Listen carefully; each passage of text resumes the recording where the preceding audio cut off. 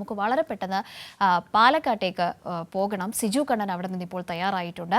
സിജു കണ്ണനൊപ്പം രാവിലെ LDF സ്ഥാനാർത്ഥി അവിടെ വീടുകൾ കയറി മാക്സിമം വോട്ടർമാരെ നേരിട്ട് കണ്ട് വോട്ട് ഉറപ്പിക്കുന്ന തിരക്കിലാണ്. Siju, good morning. രാവിലെ തന്നെ സ്ഥാനാർത്ഥി റെഡിയായി അല്ലേ?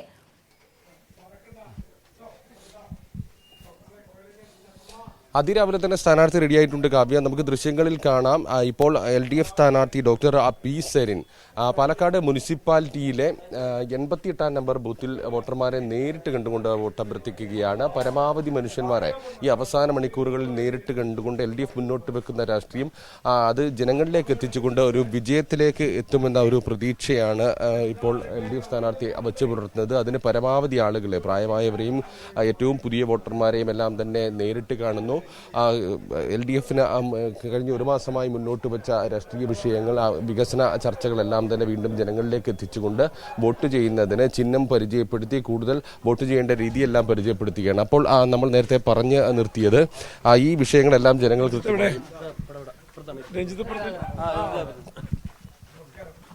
വോട്ടർമാരെ കാണുന്ന തിരക്കിലാണ്. അതിനിടയിലാണ് നമ്മൾ അദ്ദേഹത്തോട് ചോദ്യങ്ങൾ ചോദിക്കുന്നത്. പറ്റാവുന്ന സമയങ്ങളിൽ നമ്മളോട് സംസാരിച്ചു കൊണ്ടിരിക്കുന്നുണ്ട്.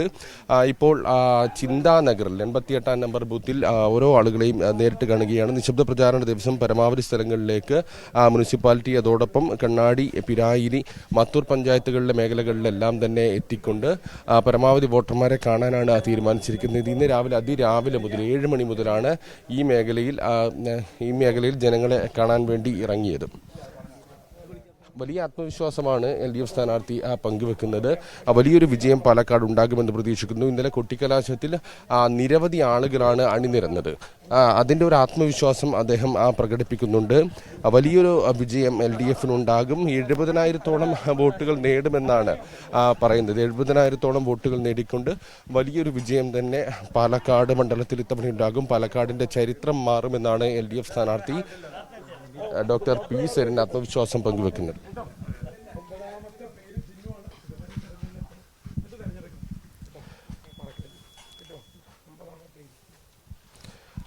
എന്തായാലും വിജയം പ്രതീക്ഷിക്കുന്നു. എത്രത്തോളം വലിയൊരു വിജയമാണ് പ്രതീക്ഷിക്കുന്നത്? ഓരോ ജനങ്ങളുമാണ് വോട്ട് ചെയ്യുന്നവർ. ഓരോ വോട്ടുകൾ ചേർന്നാണ് ഞാൻ പറയുന്ന അത്രയും വോട്ടുകളിലേക്ക് നമ്മൾ ഓരോരുത്തരും പ്രതീക്ഷിക്കുന്ന വോട്ടുകളിലേക്ക് എത്തുക. അങ്ങനെ നോക്കുമ്പോൾ 70,000 മനുഷ്യരുടെ വോട്ട് അറിഞ്ഞ് ചെയ്യുന്ന തെരഞ്ഞെടുപ്പാണിത്.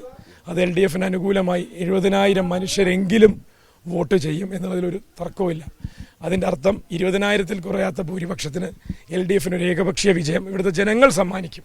നേരത്തെ നമ്മൾ സൂചിപ്പിച്ചു, വികസന വിഷയങ്ങളാണ് പ്രധാനമായും ജനങ്ങളുമായി പങ്കുവച്ചത്. അതോടൊപ്പം തന്നെ വളരെ പ്രധാനപ്പെട്ട രാഷ്ട്രീയ വിഷയം BJP കോൺഗ്രസ് ഡീൽ എന്നുൾപ്പെടെയുള്ള വിഷയം.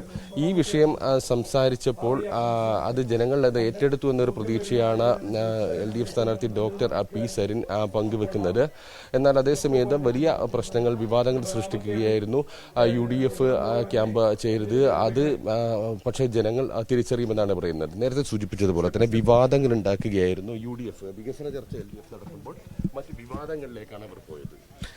അത് അവർക്ക് വോട്ട് അങ്ങനെ നേടാൻ സാധിക്കുമെന്നുള്ള വിലയിരുത്തലും ഉണ്ടായിരിക്കാം. ആ വിലയിരുത്തല് ജനങ്ങളെ വില കുറച്ച് കണ്ടതുകൊണ്ടാണ് അങ്ങനെ വിലയിരുത്തുന്നത്. ഇതിന് രണ്ടിനും ജനങ്ങൾ മറുപടി കൃത്യമായി പറയുമെന്നുള്ളത് തന്നെയാണ് നമ്മൾ മനസ്സിലാക്കുന്നത്. മതിപ്പില്ലാത്ത ഒരു ജനതയായി പാലക്കാട് നിന്ന് പുറത്തുള്ളവർ വന്ന് ഇലക്ഷൻ നിയന്ത്രിച്ച് അങ്ങനെയൊക്കെ മാറ്റിക്കളയാമെന്ന് വിചാരിച്ച പാലക്കാട് അതിന് മറുപടി നൽകും. അതിനൊന്നൊരു തർക്കമില്ല. പാലക്കാടിന് അറിയാം എങ്ങനെയാണ് പ്രതികരിക്കേണ്ടതെന്ന്. വലിയ ആത്മവിശ്വാസം പങ്കുവെക്കുന്നു. പുറത്തു നിന്നുള്ള ആളുകൾ വന്ന വിവാദങ്ങൾ ഉണ്ടാക്കുന്നു. പക്ഷേ LDFന് വിജയം സുനിശ്ചിതമാണ് എന്നാണ് ഡോക്ടർ പി സരിൻ പറയുന്നത്. ഏറ്റവും പുതിയ വോട്ടർമാരെ നമുക്കിന്ന് കാണാം. കന്നി വോട്ടർമാരടക്കമുണ്ട്. കന്നി വോട്ടർമാർ, പ്രായമായവർ, അവരെല്ലാം നേരിട്ട് കണ്ടുകൊണ്ട് ബാലറ്റിൽ 9-ാം നമ്പറിലാണ് LDFന്റെ സ്ഥാനാർത്ഥിയുടെ പേരും ചിഹ്നവും ഉള്ളത്.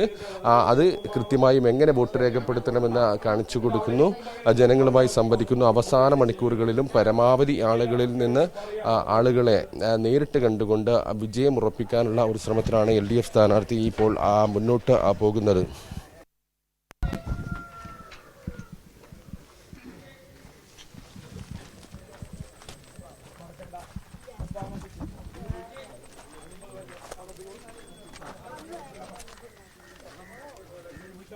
ദൃശ്യങ്ങൾ നമ്മൾ കണ്ടുകൊണ്ടിരിക്കുകയാണ് സിജു. നമുക്കറിയാം ഡോക്ടർ പി സരിനെ സംബന്ധിച്ചിടത്തോളം, സ്ഥാനാർത്ഥികളൊക്കെ സംബന്ധിച്ചിടത്തോളം പരമാവധി വോട്ടർമാരെ നേരിൽ കാണാനുള്ള അവസാന സമയം കൂടിയാണ്, അവസാന മണിക്കൂറുകൾ കൂടിയാണ്. അതുകൊണ്ട് തന്നെ ചാനൽ മൈക്കുകൾക്ക് മുന്നിൽ വരുന്നതിനേക്കാൾ അവർക്ക് പ്രിയപ്പെട്ട വോട്ടർമാരോട് ഒരുപാട് കാര്യങ്ങൾ പറയാനുണ്ടെങ്കിലും ആ കിട്ടിയ സമയത്ത് അദ്ദേഹം പറഞ്ഞത് വളരെ പ്രധാനപ്പെട്ട കാര്യമാണ്. വോട്ടർമാരെ മറ്റു മുന്നണികൾ വില കുറച്ച് കാണുക, അതുപോലെയുള്ള സമീപനങ്ങൾ, ആ നിലയിലുള്ള പ്രതികരണങ്ങളൊക്കെയും അവിടെ ഉണ്ടായിട്ടുണ്ട്. പക്ഷേ ഇടതുമുന്നണി ആ ഘട്ടത്തിലൊക്കെയും കൃത്യമായ രാഷ്ട്രീയം പറഞ്ഞുപോയി. ഡോക്ടർ പി സരിനുള്ള ഏറ്റവും വലിയ പിന്തുണ, ജനപിന്തുണയും ആ വിഷയത്തിൽ തന്നെയാണ് അവിടെ ഉണ്ടായത്.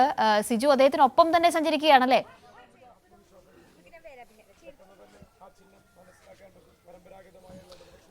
സ്ഥാനാർത്ഥി അതിരാവിലെ തന്നെ ഇറങ്ങിയപ്പോൾ കഴിഞ്ഞ ഏതാണ്ട് ഒരു മാസക്കാലമായി നമ്മളും തിരഞ്ഞെടുപ്പ് പ്രചാരണത്തിന്റെ ചൂടിലാണ് പാലക്കാടുള്ളത്. അപ്പോൾ സ്ഥാനാർത്ഥി അതിരാവിലെ ഇറങ്ങുമ്പോൾ സ്ഥാനാർത്ഥിക്കൊപ്പം വേണമെന്ന ഒരു നിർബന്ധമുണ്ടായിരുന്നു. അതുകൊണ്ട് തന്നെ അതിരാവിലെ മുതൽ നമ്മൾ സ്ഥാനാർത്ഥിക്കൊപ്പമുണ്ട്. ഓരോ സ്ഥലത്തും വോട്ടർമാരെ എത്തി നേരിട്ട് കണ്ട് വോട്ട് അഭ്യർത്ഥിക്കുന്ന തിരക്കിലാണ്. അതുകൊണ്ടാണ് ഇടയ്ക്ക് സംസാരിക്കുന്നത് കൃത്യമായും സംസാരിച്ചു പോകാൻ കഴിയാത്തത്. സ്വാഭാവികമായും നമ്മൾ ഈ തിരക്കിനിടയിൽ സ്ഥാനാർത്ഥിയെ ബുദ്ധിമുട്ടിക്കുന്നത് ശരിയല്ല. എങ്കിലും ഈ പ്രചാരണത്തിന്റെ രീതി അവസാനത്തെ ഒരു മണിക്കൂർ എങ്ങനെയാണ് എന്നത് കാണിക്കുന്നതിന് വേണ്ടിയാണ് എത്തുന്നത്. ഇടയ്ക്ക് വോട്ടർമാരോട് സംസാരിക്കുന്നു, അതിനിടയിൽ കിട്ടുന്ന ചെറിയ സമയത്ത് നമ്മളോട് സംസാരിക്കുന്നു. ഈ വോട്ടിംഗ് മെഷീൻ പരിചയപ്പെടുത്തുന്നു. 9-ാം നമ്പറാണ്. 9-ാം നമ്പറിൽ നിന്ന് 1-ാം നമ്പറിലേക്ക് എത്തുക എന്നതാണ് ലക്ഷ്യം എന്നാണ് പറയുന്നത്.